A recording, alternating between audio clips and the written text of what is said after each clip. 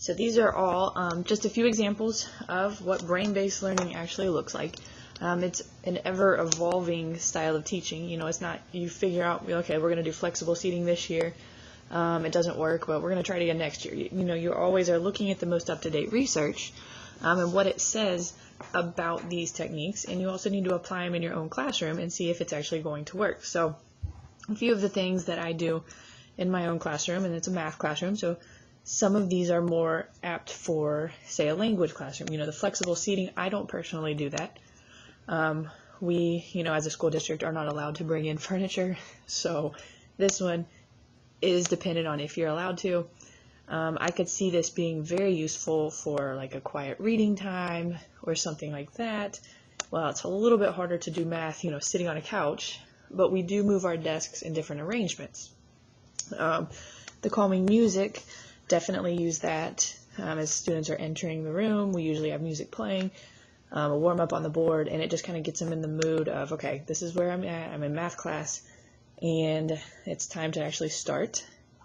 So these two I could see going hand in hand. They don't have to, like I said. Physical activity, we'll come back to the lecture, but physical activity, you know, I think that needs to be incorporated no matter the age group, but it gets kids up, moving, gives them a break. It brings their attention back to the actual education. Project-based learning is something that, as a district, we are kind of leaning towards. We're headed to, instead of final exams, we're looking more at projects to demonstrate that you have mastered the material throughout the course of the semester or year, whatever it may be. And then these two are things that I really have taken an interest in the last few years. Less lecture and the flipped classroom.